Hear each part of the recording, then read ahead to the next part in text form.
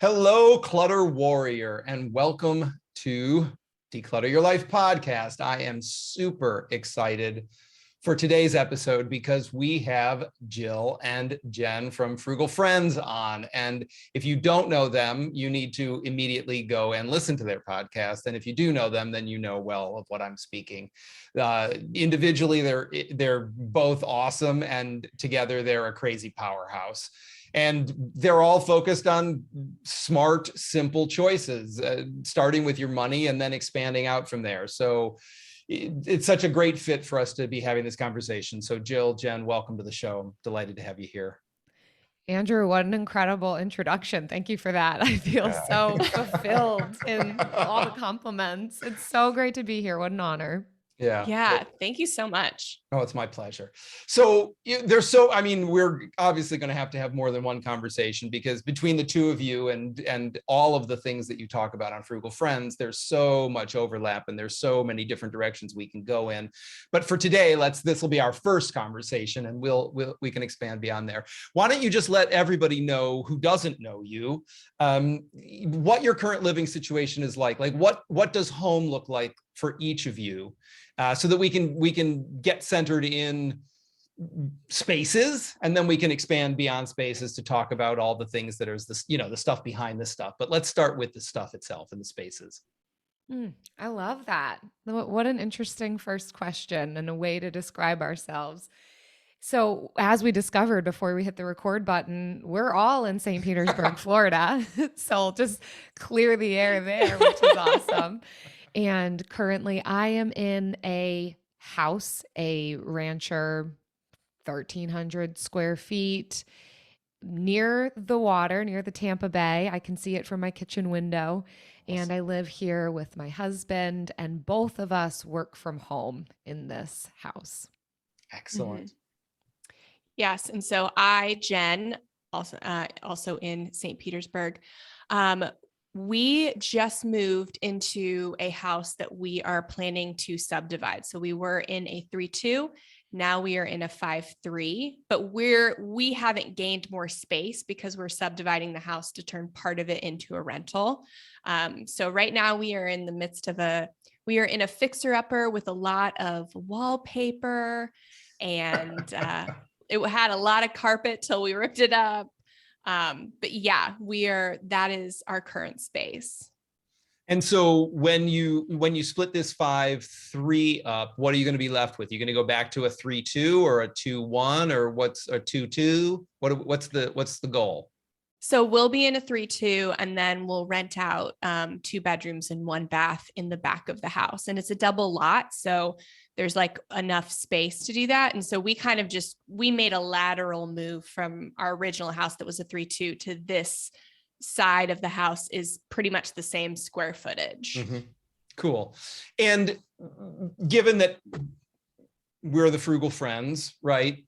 Do we have clutter? Do we have more stuff than we need in our lives?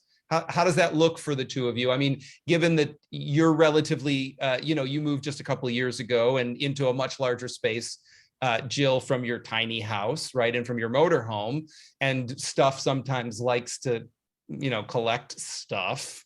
So going from 200 square feet to 1,300 square feet, have you also accumulated some things? I mean, and this is not like a gotcha question. I'm just curious, so that we can talk about and you also, Jen, because you're both renovating, and so you're somewhat sequestering your things and trying to keep them out of the flow of hammers and skill saws and things like that. I mean, how do we feel about the physical spaces and what we have in them? And do we have more than we need, more than we use?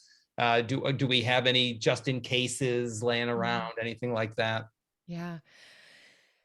Andrew, this is another great question, because it's something that I think we're very aligned in so much of what you're speaking to, what we live and also speak about. And this is something I keep a pretty strong pulse on. As you said, my husband and I lived in 170 square feet in a trailer, prior to purchasing this home. So that was quite a change, although we never intended to live in our tiny home long term. It was a stepping stone for us.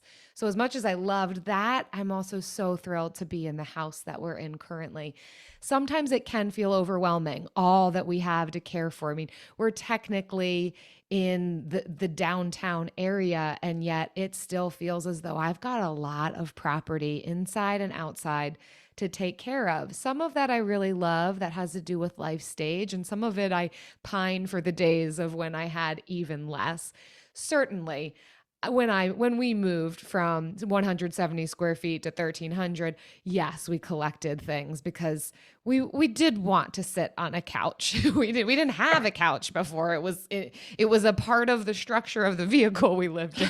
So we certainly have things in every room, although I will say I am pretty content, and I don't think that, oh, I've arrived or that I was always this way, but with the things that I have, I'm pretty vigilant about not bringing more things into my home, decluttering as I go. If I find that this isn't serving me, this feels like too much, this feels chaotic. The one thing that has been difficult for me is similar to Jen. My husband and I are also doing a renovation on our home, a pretty massive one. Half of our house is plasticed off from the part that we're living in. We are creating an Airbnb on our property and renovating our kitchen. So right now, my kitchen is in my laundry room. But it's still, me having lived in an RV helped me in that regard. I'm accustomed to a small kitchen, one burner. So having lived in a very tiny kitchen, it worked out of a very tiny kitchen. I have empty cupboards in my laundry room, which is both my laundry room and my kitchen right now. Granted, again, like I said, it's just me and my husband. I don't have children. Right. So some of that makes that possible. But I would say we expanded in our fishbowl well. But again, that has to do with my personal makeup and vigilance to keep things pretty tidy and without clutter, except for the renovations part. If I were to be living in that part of the house that is completely demoed and there are tools everywhere, that's overwhelming to me. But thankfully, we've got some nice plastic blocking that off. It's not in my sight. And I know that both my husband and I are pretty vigilant to, once it's done, it'll get cleaned up and it will be also simplified. So I'm looking forward to that. Cool. And you, Jen? Yeah. So we are pretty vigilant on it as well. Well, I'll say I am. So even with moving back in May, I last weekend organized the linen closet, and still was able to pare down like 4 or 5 items, so it's always that like reassessing, do I still need this? Will I still use this? And maybe needing the time to part with it. So I'm always getting rid of things that I no longer need or realize there's no just in case for.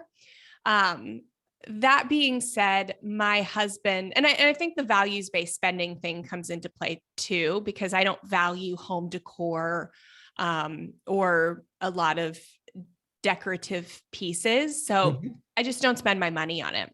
Right. But my husband loves finding free things. He loves that. And so while he doesn't spend money on things, he does accumulate quite a few things. And so we do have more clutter than I would care to have. Plus, we went down in storage, I think, from the last place.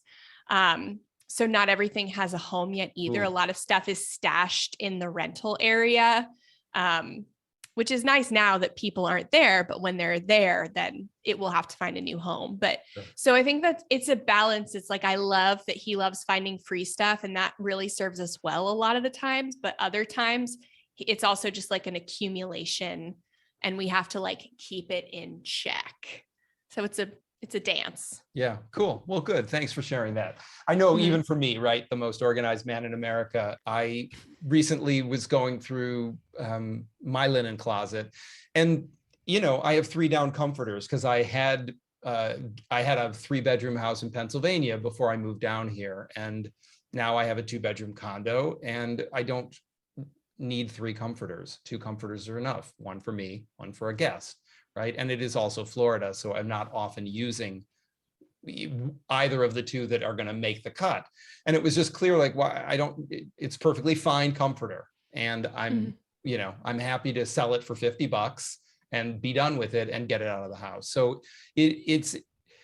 I find on the other side of like achieving stuff equilibrium, of getting to the place where everything has a home and all of its siblings are together, that maintenance dance of something in, something out, it's not quite the same burden as trying to get organized. Once you are maintaining organization and staying organized, it can be more of a fun, I mean, not that you're going to necessarily gamify it, but it's certainly more fun to like, oh, I could even let this go, and it's not going to negatively impact me. It actually creates more space. I feel a little lighter. I feel a little more available for whatever else is coming. And I don't need it, again, just in case. It's perfectly good and somebody else wants it today. They're looking for it. Somebody is scouring St. Pete, most specifically, looking for a down comforter, and they'd love to have one for $50. Great, let's get it to them. Yeah. I think I can sometimes get addicted to that feeling of, I don't want this anymore. Let's get rid of it. And sometimes getting rid of things that aren't mine. I have a dear friend who even threw out her marriage license because, I mean, she didn't really look at it to know what it was. It was just in her way, and she threw it out, and then they needed it. It's like, I think I threw that away. Like, I can feel like that sometimes. I've had that. What else happen. can we get rid of? But then I've thrown away important documents for sure. Right. Then there are times I love that you kind of touched on this of the keeping it just in case, because there are times that I've gotten rid of things and it might not have been the best financial decision because I did end up buying it again a few months later. So it is kind of keeping a pulse on how much am I doing this just for that feeling of getting rid of it, and how can I hold that intention with what's going to be serve a purpose in the future. That can be a tough line to walk.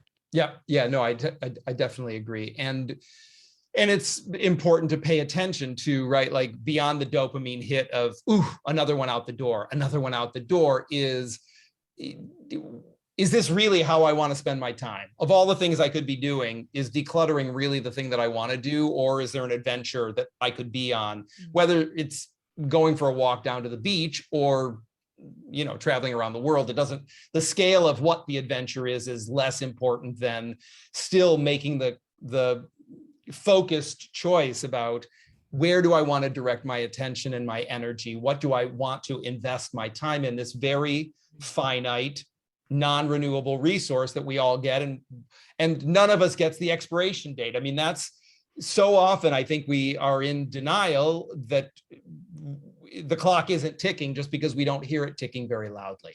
Mm-hmm. Mm-hmm. Yeah, that's such a good point. We often refer to that too, time being our one actual finite resource. Other things you can get more of, you can be resourceful with, but how do you want to spend your time? And that needs to be values based as well, just as much as how do we want to spend our money needs to be values based. How do we want to spend our energy values based? Yeah. So with that in mind, right, when we think about values-based choices, for the listeners who aren't familiar with you yet, give us a couple of tips that they can, I mean, because we talk often about core values here in the Unstuff Your Life world, right? But from your point of view, like where do you take people? Where would you direct them to build off of making values-based decisions and choices? I'd love to hear what you each have to say about that. Yeah. So for us, it's the things that make up you and drive you and your passions that affect the most important things in your life, the stuff that money can't buy. So as humans, universally, there's 4 F's that everybody kind of wants: faith, family, friendships, fulfilling work. those are, a lot of people will say, oh yeah, my family is my core value. That's not inherently a core value. Everybody loves their family or wants to prioritize their family, their friendships, usually their faith. And then sometimes, often forgotten though, is fulfilling work. So it's your core values are the things that influence how you interact with each of those, the things that money can't buy. So Jill and I have pretty different values. But I think maybe half and half are the same, half are different. But so I really value community. That's one of the values that we share. For me, it looks like I could never travel around and be like a digital nomad. Like that's a super hot goal for people to have right now. I just couldn't do it because I love to have like my friends physically with me. So that is how that shows up in my life. Flexibility or freedom is another one of my core values, which has shown up in how I'm an entrepreneur and don't have a 9-to-5 job. And there's literally nothing wrong with having 9-to-5 jobs. There can be jobs that have flexibility and freedom, but this is just for me, how I've chosen to show up for my core value. So there's different ways that you show up, you feel confident, you feel esteemed.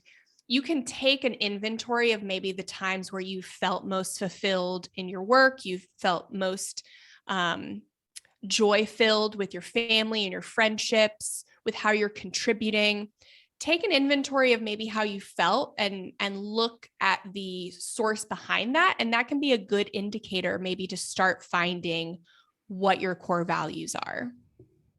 Very cool. Yeah. As we were talking before we actually pushed play, right, or record, I was planning to be a digital nomad for a year and see how that felt. I'm curious to see what it's like to be that untethered and still productive, right? Because it's not a vacation for me.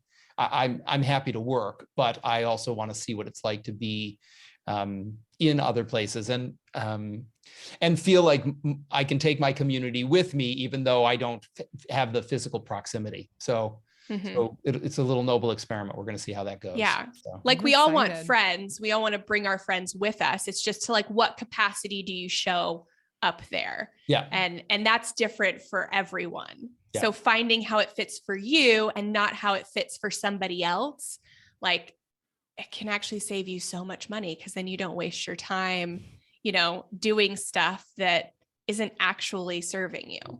Right. No, of course. I mean, so many people, and I think that journey, and then Jill, I'd love for you to weigh in as well, right? So much of any of this work, this journey is meeting yourself and learning about yourself without it becoming overly self-referential or self-involved, but just, I think so many of us, speaking of the humans, but many of the people in this work and in this world, we're trained to focus on other people, right? Like take care of everybody else, and then you'll figure out what matters to you, maybe, right? I mean, like, how would I figure out? I'm so outwardly focused. How would I ever know what actually matters to me? And so much messaging also was possibly leveled at you that any attention paid to yourself is inherently selfish, right? Like it should all serve yourself last, which, I mean, there is value in service.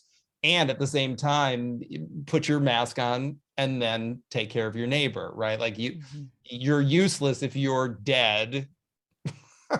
You're not going to be able to help the person sitting next to you who's fumbling around trying to get their air oxygen mask on. Put yours on first. And so there's a ton of messaging out there in the world, right, about take care of everybody else. And so it's an interesting journey to learn about ourselves without feeling guilty about it, shamed about it, that we're somehow selfish because we know ourselves well enough to know what we like and what we don't like. And I really want to encourage everybody on that path, that it doesn't need to be, we don't need that clutter piled on top of the exploration of like what is important to each of us. that doesn't need to, you don't need to drag a bunch of crap behind you as you're sorting that out for yourself. Yeah, there's so many layers to this conversation of why we may or may not know what we value or what drives us, what motivates us, what brings us joy. Sometimes it's guilt and shame keeping us from that self-discovery. Sometimes it's fear of what we'll find. Sometimes it's fear of our abilities or experiences that we may have to look at as a result of some of that self-reflection. So it's not as easy as just ask yourself a few questions. There's certainly some helpful prompts, but it's going to take longer than a 1 hour journaling session to discover what makes me tick? What are my uniquenesses? What do I value? How can I align my life in that way? I mean, we're whole people. So each aspect of our personhood is connected to the other. The financial decisions that we make affect our relationships, our mental health, our emotional health. And sometimes it's easier to go on autopilot of, well, this is just what I know or what I was taught, or this is what my friends are doing. And sometimes we can even package it in altruism by saying, well, if I do look at it, that's selfish, and maybe that's just more of a deflection because there might be some fear or uncertainty or maybe obligation then if we take this journey of discovery. But I think if we can drown out the shame or push the shame aside and enter into this with a kindness, the way that we might approach it with a friend, Mhm. to be curious with ourselves that this is an ongoing thing. And even if we're not 1 hour journalers, that's fine too. We can pay attention as we go about life. And there's some intentionality and mindfulness practices that might even come into play with that. But it's not just looking at finances, it's what brings me joy in relationships? What do I need to feel fulfilled or challenged mentally? What helps me emotionally? What are the things that are life giving to me when I interact with my community? What are the things that I enjoy in my work environment? What are the things that I've enjoyed since childhood? I think as we ask these questions, and then what are the things I spend money on? Does this feel like it's a true reflection of me? Did I enjoy spending money on that thing, or am I feeling some regret about it? All of these things collectively are going to teach us about ourselves if we allow it to, and if we can approach it.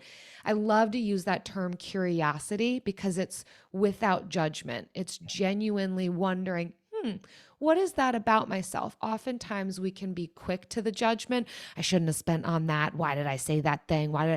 Rather putting that pause in place.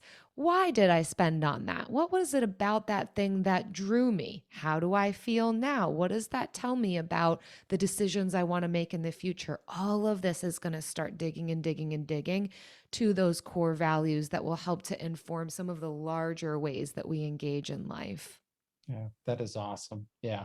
I think if we can look at the things that tug at us and that we might regret in hindsight, again, mining them with curiosity rather than judgment to see like, well, so what was that? Like, why was I compelled, or why did I hold on? Why was I so attached? What was going on for me there? When we can let go of the need to judge it, we're sometimes, I would say almost always, we're surprised by what we can discover there. That then we can make different choices that are more in alignment with our values and support us better, right? It doesn't have to be like, oh, that sucks. And by then extension, like, I suck. I'm an idiot. I can't believe I did that. I can't believe I did that again, right? Like, there's just, it's such an easy place that people can go. And I love giving them the tools that they can have when that starts to happen, that they can interrupt that conversation so that they don't need to spend so much time having negative self-talk, because it's all grist for the mill, as they say, right? It's all an opportunity to learn and make different choices that feel better longer. Yeah. Yeah, we can learn the most sometimes from those mistakes or perceived failures. They also inform us about ourselves. Why am Totally. I perceiving this as a failure? That's going to get us closer to understanding ourselves and core values. Yeah. Well, and I mean, I don't know about you two, but certainly I was raised like mistakes were to be avoided. They were Mhm. not learning opportunities. They were an opportunity to be humiliated.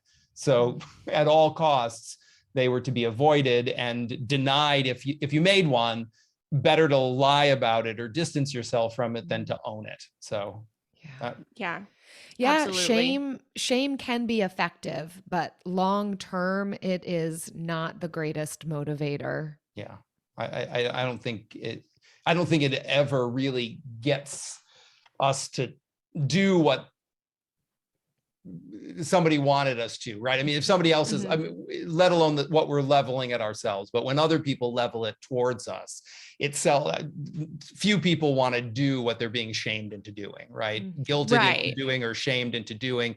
It seems, I, I'm guessing from the person who's pushing it towards any one of us, they must be thinking that it will be effective to modify our behavior, but it seldom lands, if ever, in a way of like, oh yeah, I want to adopt that and now modify my behavior based on feeling crappy about myself. Bring it on. Let's have some more of it. Yeah.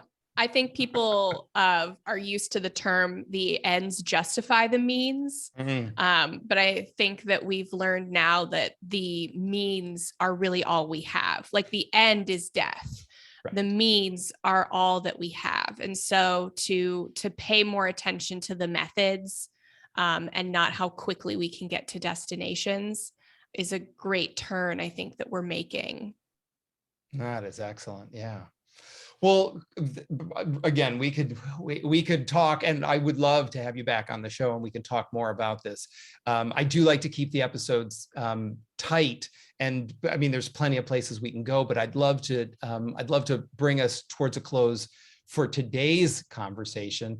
And in doing so, when you think about decluttering your life through the lens of being frugal in all the best ways, right? Because I think sometimes frugal Mhm. gets a bad rap, right? Like frugal is a synonym for cheap, and cheap just sounds mean and hard and aggressive, not again, it doesn't sound, I think there's messaging around it possibly that makes it sound like it's not self-care and not it's not